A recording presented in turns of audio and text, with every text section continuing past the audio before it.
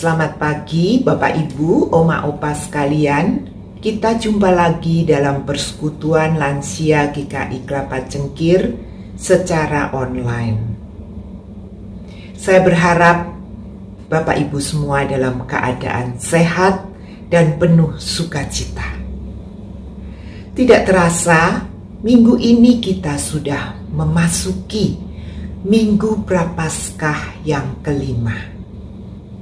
Biarlah kita bisa mengisi minggu-minggu Prapaskah ini dengan semakin mendekatkan diri kepada Tuhan dengan merenungkan firman-Nya dan kembali mengingat akan pengorbanan yang Kristus telah lakukan demi cinta kasih-Nya kepada kita semua. Bapak Ibu, mari kita segera akan memulai persekutuan kita pada hari ini. Kita akan mengangkat satu pujian dari buku PPUL nomor 249,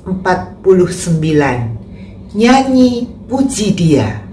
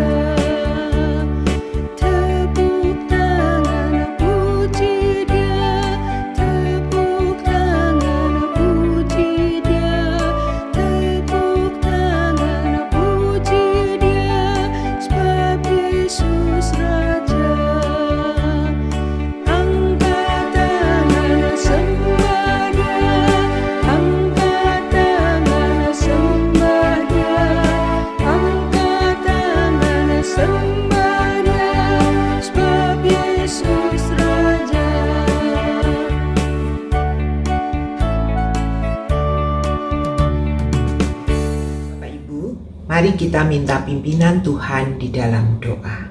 Mari kita berdoa. Bapa yang Maha Baik, Bapa yang kami sembah di dalam Tuhan Yesus Kristus, sungguh kami mengucap syukur atas pemeliharaan-Mu pada hidup kami hari lepas hari. Dan jika pada pagi hari ini kami Engkau pertemukan di dalam persekutuan lansia GKI Kelapa Cengkir, walaupun masih secara online, itu sungguh merupakan suatu anugerah bagi kami. Tuhan, kami mohon kehadiran-Mu, kami mohon pimpinan-Mu di dalam persekutuan ini dari awal, pertengahan, hingga akhir. Tuhan, Engkau juga yang akan mengurapi Pendeta Winner yang akan menyampaikan firman Tuhan. Biarlah Tuhan, apa yang Engkau maksudkan yang boleh kami terima. Tuhan, kami mau serahkan persekutuan ini hanya ke dalam tangan-Mu saja. Di dalam nama Tuhan Yesus Kristus, kami panjatkan doa ini. Amin. Bapak Ibu, tema persekutuan pada hari ini adalah pencobaan di hari tua. Apa benar Tuhan mencobai kita di hari tua kita? Kok kesannya, kedengarannya kejam amat gitu ya? Tentu saja tidak demikian Bapak Ibu.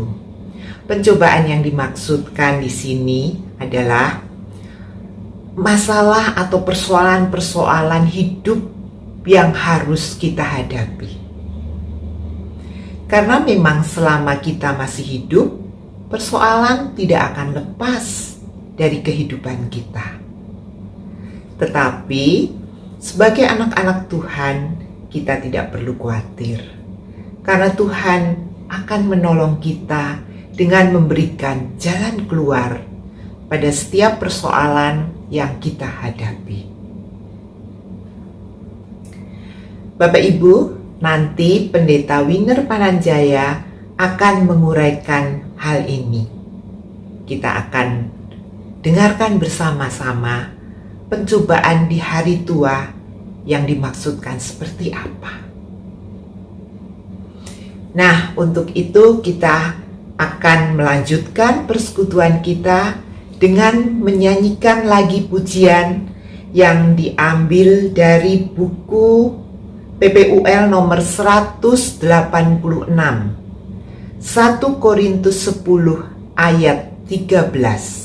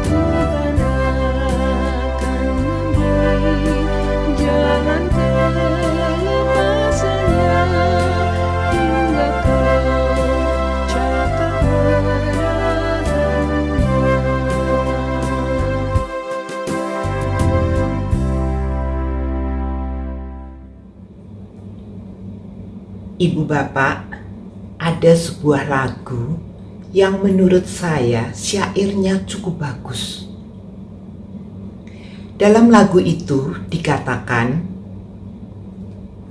jika engkau sedang susah, hidupmu berjalan tanpa arah, ingatlah Tuhan ada di sini. Tuhan selalu ada untukmu. Tuhan Yesus akan memberikan kelegaan kepadamu. Mari Bapak Ibu, kita dengarkan bersama lagu tersebut. Kita hayati setiap syair, setiap kata di dalam lagu tersebut. Lagu ini berjudul Kawan, Coba Dengarkan.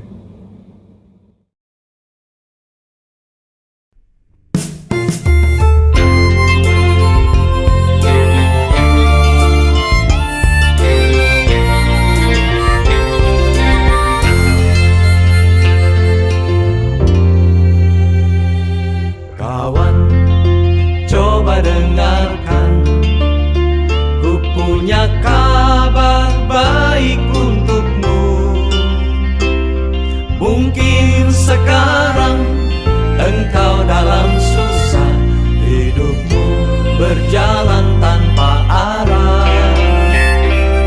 Kawan, Tuhan di sini, Dia selalu ada untukmu.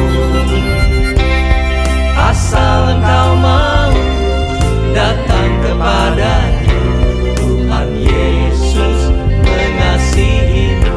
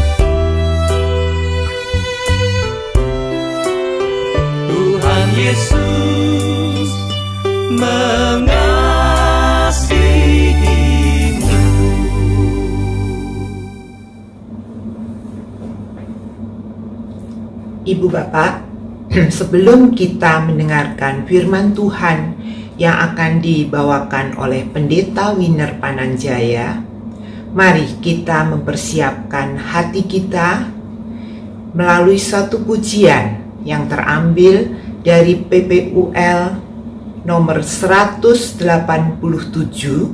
Kita akan nyanyikan 2 kali. Kristus jawaban dalam hidupku.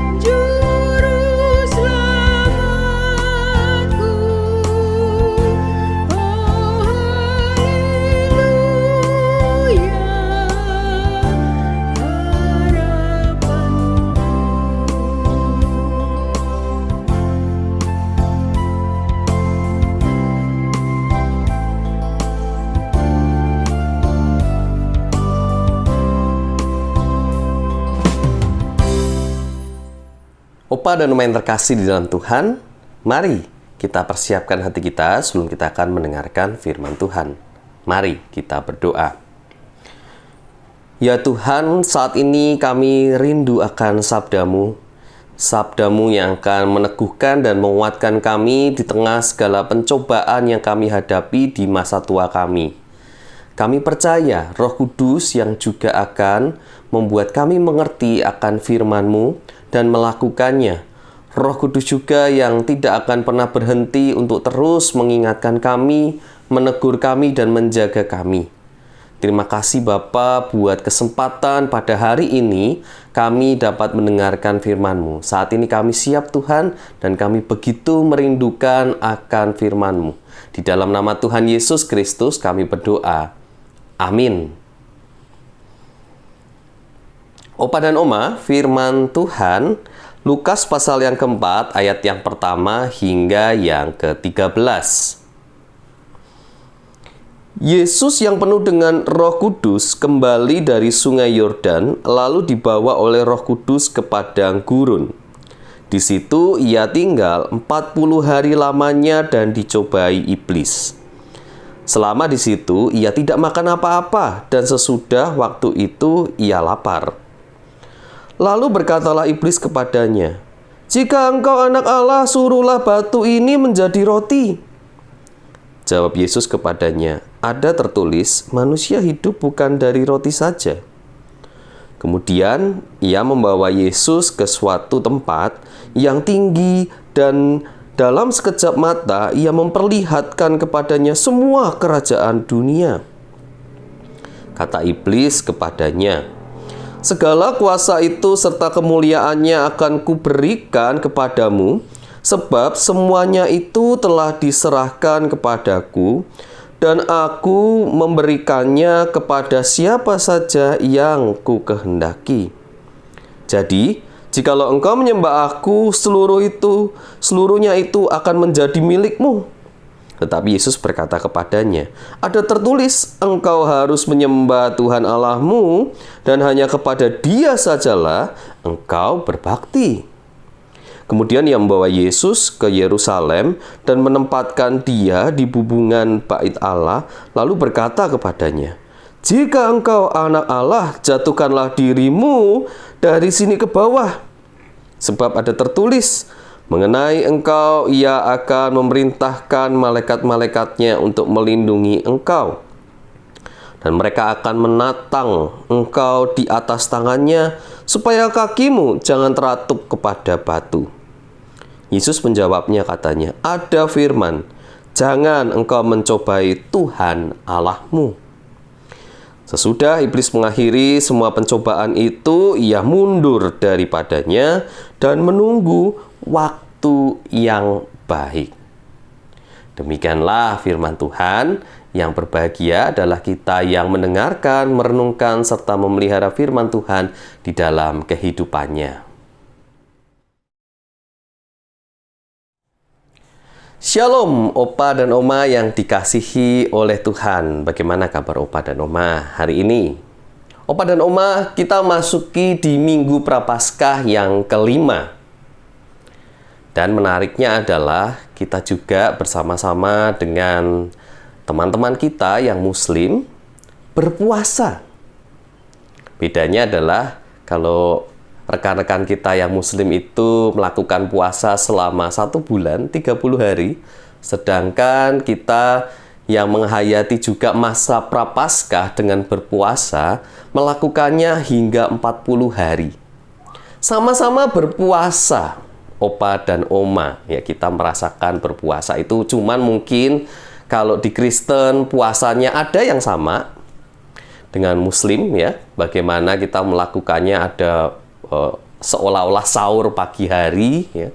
Lalu kita menahan lapar hingga sore dan ikut berbuka gitu ya di jam 6 sore. Ada juga yang ya sesuka-sukanya dia gitu ya, mengatur sendiri, oh saya hanya puasa di siang hari saja tapi tetap sarapan dan makan malam.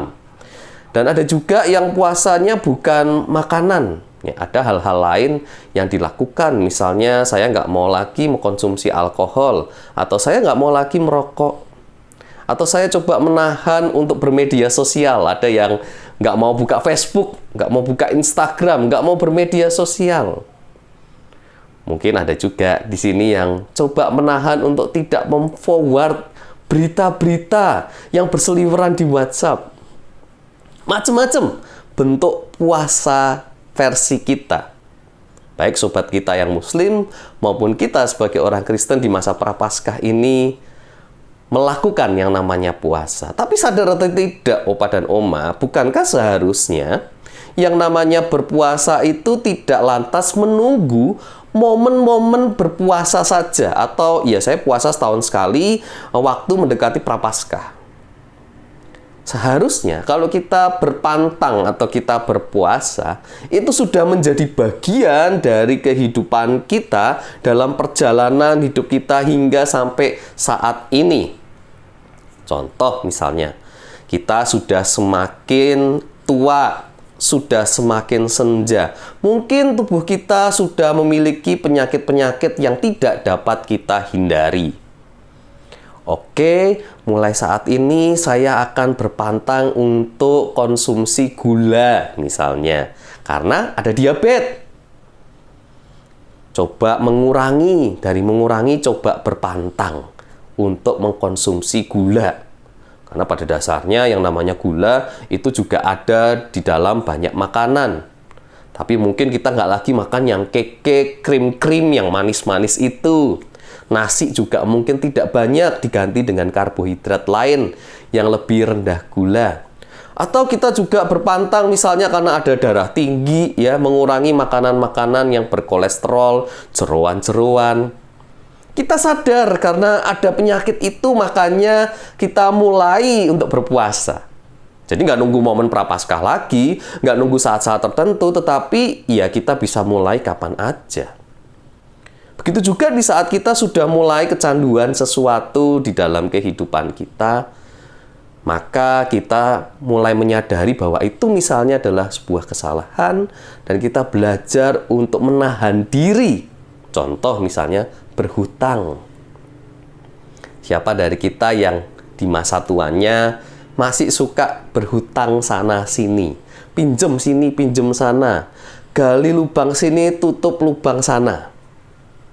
Mungkin itu adalah bagian dari diri kita yang perlu kita kendalikan supaya jangan sampai jangan-jangan utangnya makin besar dan tidak dapat terbayarkan lagi.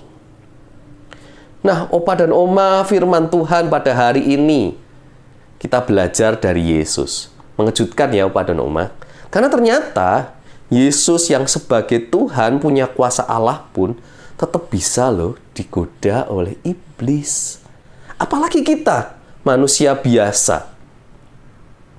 Jelas kita lebih rawan lagi untuk digoda bahkan dijatuhkan oleh iblis. Mungkin yang membedakan adalah Yesus tidak terpengaruh, tidak jatuh dalam dosa pada akhirnya. Padahal iblis ini menggoda Yesus sedemikian hebat dan menggoda pada area-area yang vital seperti kebutuhan makan pokok, lapar Yesus pada waktu itu. Iblis masuk di situ. Iblis juga menggoda dalam area kuasa, menawarkan harta, kekuasaan, dan juga bagaimana menawarkan sesuatu yang mungkin sama dengan yang Allah berikan. Tetapi Yesus tidak tergoda. Opa dan Oma, mungkin padang gurun setiap kita masing-masing. Kita mungkin juga seperti Yesus yang ada dalam perjalanan di padang gurun, yang tidak mudah situasinya. Bisa jadi pandemi ini adalah padang gurun kita. Bisa jadi masa tua kita ini juga adalah padang gurun kita karena tubuh kita mulai melemah, kita mulai pensiun, tadinya sangat aktif sekali bekerja, memasuki masa-masa pensiun, bisa jadi itu menjadi titik di mana kita ada di padang gurun. Penghasilan kita berkurang, kita merasakan titik-titik yang tidak mudah, dan disitulah iblis datang untuk menggoda. Iblis itu pinter, Pada Oma. Iblis itu tahu apa yang paling kita inginkan dan paling kita butuhkan. Dan iblis akan masuk di situ. Kalau kita perhatikan tadi di ayat 13, Sobat dan Oma, di saat Yesus itu bisa menang melawan iblis dari godaan iblis, iblis pun mengatakan bahwa dia akan menunggu waktu yang tepat untuk menjatuhkan kembali. Berarti iblis itu tidak akan pernah menyerah dan bisa hadir kapan saja, di mana saja, bahkan di dalam titik-titik kita terlemah dan terbawah. Oleh karena itu, Opa dan Oma, kita butuh pertolongan Tuhan untuk kita tetap dapat melawan kuasa iblis ini. Mungkin setiap kita, pencobaan kita yang hadir dalam kehidupan kita di masa tua ini bisa bermacam-macam. Bisa saja pencobaan itu terkait uang. Berapa banyak nih Opa dan Oma nih ya, kasus investasi bodong ya. Dan ternyata banyak juga Opa dan Oma yang memasuki masa pensiun justru menginvestasikan dana atau tabungan pensiunnya hingga 70 hingga 100% ke investasi yang bodong itu, yang tawaran akan bunganya tinggi gitu ya. Mungkin bunganya bisa di atas 20%. Wah, ini dapat keuntungannya besar sekali loh. Makanya saya mau masukin nih banyak nih. Padahal itu adalah dana masa tuanya, dana pensiunnya. Nah, tentu ini berbahaya sekali karena tidak semua investasi itu benar. Bisa saja dibaliknya adalah penipuan. Dan biasanya yang penipuan itu menawarkan keuntungan yang sebesar-besarnya. Padahal mungkin bunga bank atau bunga deposito aja nggak lebih dari 5% saat ini. Dia bisa menawarkan 15%, 20%. Nah, Opa dan Oma perlu hati-hati nih. Karena di zaman sekarang hal itu banyak sekali terjadi. Ditambah digitalisasi, ya, investasi-investasi digital itu makin marak. Dan makin mudah penipu itu melakukan aksinya. Sehingga kita perlu memang waspada. Cari tahu apakah investasi ini benar atau tidak. Dan jangan mudah tergiur dengan persentase keuntungan yang besar yang ditawarkan. Oke, kalau Opa dan Oma tetap mau investasi karena ya dana pensiun saya, uang saya cuma mengendap di tabungan. Nah, mungkin Opa dan Oma bisa batasi. Oke, saya akan masukkan untuk investasi 20% saja. Atau maksimal mungkin 30% dari dana investasi yang saya punya. Sehingga kita masih punya tuh cadangan 70% di tabungan kita, di dana pensiun kita. Kalau toh misalnya terjadi sesuatu, kita nggak langsung tercekik habis dan menderita karena uang kita nol, habis sama sekali. Ya, itu contoh satu godaan di masa tua, di mana banyak juga ternyata Opa dan Oma yang masuki masa pensiun jatuh di situ. Tergoda dengan investasi keuntungan besar. Hal lain lagi pencobaan yang dihadapi oleh kita di masa tua. Di saat anak-anak kita mempunyai anak, kita punya cucu nih. Terkadang kita itu tergoda sekali loh. Seolah-olah ingin menjadi orang tua dari cucu kita. Memang kita orang yang tua, iya. Tapi kan kita bukan orang tuanya cucu kita. Orang tua dari cucu kita adalah anak kita. Nah, terkadang nih banyak fenomena ini Opa dan Oma. Kita tergoda untuk mengatur, memutuskan segala sesuatu terkait dengan cucu kita. Kecuali misalnya ada kasus juga di mana orang tua dari cucu kita ini meninggal karena kecelakaan. Nggak ada. Atau ditinggal untuk bekerja ya dalam kurun waktu yang lama dan jaraknya yang jauh. Ya, mau nggak mau, kita akhirnya harus memutuskan segala sesuatu tentang cucu kita ini. Tapi kalau orang tuanya masih ada, mungkin cuma dititipin sehari gitu ya, karena bekerja lalu sore balik lagi. Nah, kita perlu belajar mengendalikan diri nih, Oma dan Opa. Karena toh sekarang segala sesuatu sudah maju juga. Perkembangan medis, perkembangan psikologi juga maju, sehingga kita perlu menghargai segala keputusan dari orang tua. Segala keputusan yang dilakukan untuk cucu kita ini, dan itu diputuskan oleh anak-anak kita sendiri sebagai orang tuanya. Kita perlu hargai. Kalau mutusin misalnya, nggak perlu dibedong mah, anak ini sudah tahan kok yang namanya dingin. Kalau dibedong malah keringetan, ya sudah, itu keputusan orang tuanya. Serahkan, percayakan. Terkadang kita nggak percaya, kita pakai pengertian pemahaman kita sendiri yang mungkin itu sudah masa lampau, ya, sudah nggak terlalu relevan di zaman sekarang, ya. Tapi kita masih terus melakukannya kepada cucu kita. Ngatur-ngatur cucu kita sedemikian rupa, seolah-olah kita orang tuanya. Nah, itu godaan Opa dan Oma. Itu bisa menimbulkan masalah, bisa menimbulkan keretakan rumah tangga kepada mantu kita misalnya. Contoh yang lain lagi Opa dan Oma. Ternyata banyak kasus ya Opa dan Oma. Di masa tua masih menggunakan kuasa gelap. Jadi ini benar-benar iblis masuk, dan masih ada juga orang-orang Kristen yang menyembah menggunakan tradisi-tradisi, ritual-ritual khusus yang percaya kepada kuasa iblis. Nah, ini perlu hati-hati Opa dan Oma. Mungkin kita masih menyimpen tuh susuk, jimat, dan segala macam di masa tua kita. Oke, mungkin itu sudah masa lalu, Pak. Dulu waktu muda kita melakukan ritual-ritual kepada kuasa gelap itu. Nah, Opa dan Oma mungkin perlu memberitahukan kepada anak-anak atau kepada pendeta tempat Opa dan Oma berjemaat, atau kepada saya dan Pak Gatot sebagai pendeta di GKI Kelapa Cengkir. Pak, saya mau didoakan dilepaskan nih dari segala kuasa jahat yang dulu mungkin saya pernah lakukan, tapi sebetulnya saya sekarang sudah jadi orang Kristen. Saya mau lepasin. Opa dan Oma perlu melepaskan itu. Karena itu akan mempengaruhi dalam kehidupan Opa dan Oma secara tidak langsung.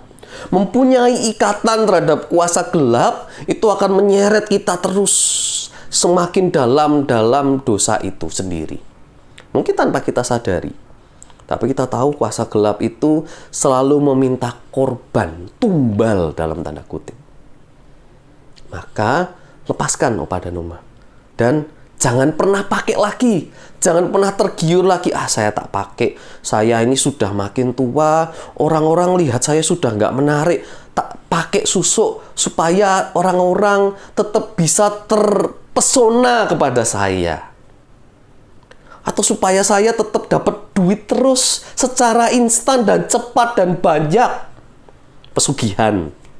Makanya saya tetap ritual nih Pak. Saya tetap ritual. Ternyata puasa itu salah satu bagian dari ritual kegelapan juga terkadang pada Oma. Jadi ritual-ritual kegelapan itu kadang meminta seseorang untuk puasa juga. Mutih ya, kalau orang Jawa biasanya ada yang mutih. Hanya minum air putih dan nasi putih gitu. Itu pun terjadi. Nah, maka kita perlu waspada ya.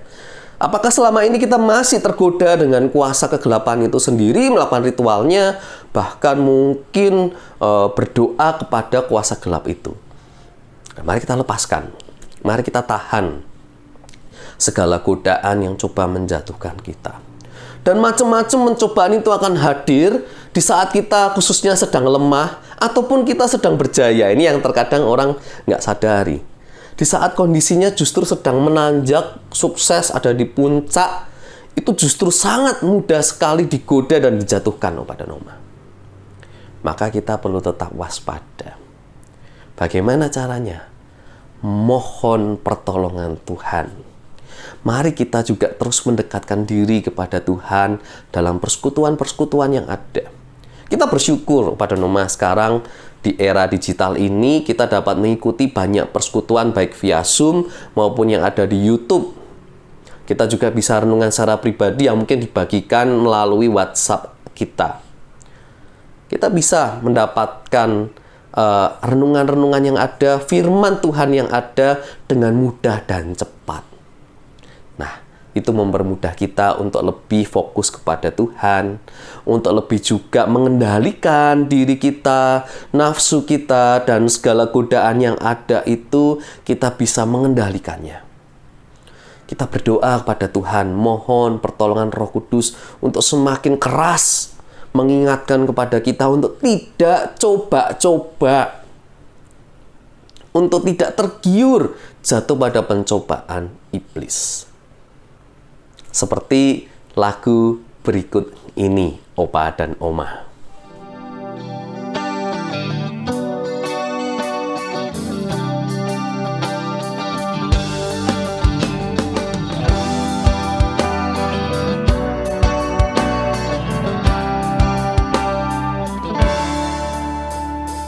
Lawanlah godaan, selalu berteguh. Tiap kemenangan kau tambah teguh. Nafsu kejahatan harus kau tentang. Harap akan Yesus, pasti kau menang. Berharap pada Tuhan agar kau dikuatkan. Ia beri pertolongan, pastilah kau menang. Nah, Opa dan Oma, mari kita terus berharap kepada Tuhan, lawan cobaan. Saya percaya kita pasti menang. Tuhan berkati kita semua. Amin. Mari kita naikkan doa syafaat kita. Ya Tuhan, saat ini kami bersama-sama menyadari bahwa kami yang makin tua ini makin rentan juga untuk dijatuhkan oleh kuasa iblis. Kami mau belajar Tuhan untuk dapat mengendalikan diri dengan baik di tengah padang gurun kami masing-masing. Kami mau belajar seperti Yesus yang juga mampu menolak, mampu mengatakan tidak, mampu mengendalikan diri di tengah derasnya godaan iblis yang terjadi. Kami percaya Tuhan, kuasa-Mu juga hadir di tengah-tengah kami, supaya kami dapat mengatasi segala kuasa kegelapan yang coba menjatuhkan kami. Terlebih kami juga mau berdoa bagi keluarga kami, bagi anak dan cucu kami, Tuhan. Tuhan berkati dalam segala kehidupannya, dan biarlah cinta kasih kami tetap dapat dirasakan, meskipun kami tidak lagi yang mengambil keputusan, meskipun kami tidak memiliki lagi kuasa terhadap setiap usaha, terhadap setiap rumah tangga yang dijalani oleh anak kami. Kami mau belajar juga mempercayakan segala keputusan kepada anggota keluarga kami yang sekarang masih aktif dan memimpin di dalam kehidupan keluarga kami. Kami juga berdoa kiranya pandemi ini dapat segera berlalu. Kami mengucap syukur karena situasi saat ini semakin membaik. Kami berdoa juga di situasi nanti menjelang Lebaran Idul Fitri, kiranya kasus COVID-19 ini dapat terkendalikan, tidak lantas memuncak dan meledak. Kami percaya Tuhan, Engkau yang bersama-sama dengan kami tidak berhenti berdoa, karena kami memiliki harapan di dalam-Mu Tuhan, kami dapat melalui masa-masa ini. Kami sangat merindukan tentunya kelak kami dapat kembali persekutuan secara onsite, berjumpa, ngobrol bersama dengan opa dan oma lainnya. Kami merindukan masa-masa itu Tuhan. Maka saat ini kami mendoakan dengan penuh kerinduan. Kami berdoa juga Tuhan bagi opa dan oma kami yang mungkin saat ini dalam kesendirian. Kami berdoa Tuhan, Engkau yang terus menjadi sobat yang sejati dan setia. Pakai kami untuk juga dapat berkomunikasi, untuk terus menjalin relasi yang baik dengan opa dan oma kami, meskipun selama ini kami belum dapat bertemu secara langsung. Kami percaya Engkau tidak meninggalkan kami, dan inilah doa-doa syafaat kami ya Bapa, di dalam nama Tuhan Yesus Kristus kami berdoa. Amin. Terima kasih kepada Pendeta Winner Pananjaya yang sudah menyampaikan firman Tuhan untuk kita semua. Kini tibalah waktunya bagi kita untuk memberikan sebagian berkat yang Tuhan sudah berikan kepada kita melalui persembahan. Ada 3 cara untuk mengumpulkan persembahan. Yang pertama, kita memasukkan persembahan kita ke dalam amplop yang sudah disiapkan. Kita bisa tuliskan tanggal hari ini pada amplop tersebut. Nanti pada saat persekutuan lansia sudah dimulai lagi di gedung gereja Kelapa Cengkir, kita bisa membawa amplop tersebut dan mengumpulkannya di sana. Kemudian cara yang kedua, kita bisa mentransfer ke rekening Majelis Jemaat GKI Kelapa Cengkir dengan nomor rekening 065 345 6066. Atau cara yang ketiga, bisa melalui scan QRIS. Untuk mengiringi persembahan, kita akan menyanyikan lagu dari PPUL nomor 189, Ku bersyukur padamu, oh Yesusku.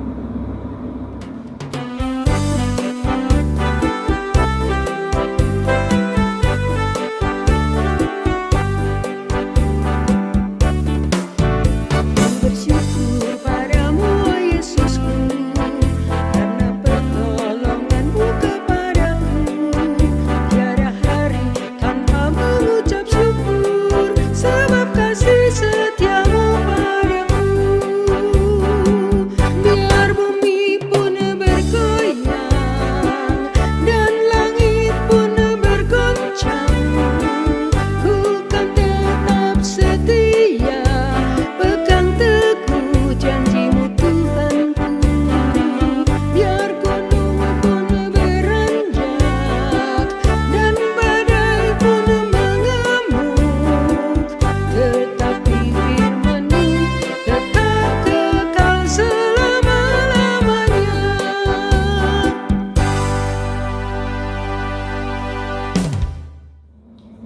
Mari Bapak Ibu, saya undang untuk bangkit berdiri.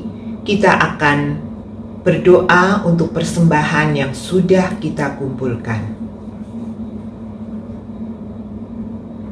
Bapa dalam surga, puji syukur dan terima kasih atas pemeliharaan-Mu dalam hidup kami, atas berkat yang Tuhan selalu curahkan di dalam kehidupan kami hari lepas hari.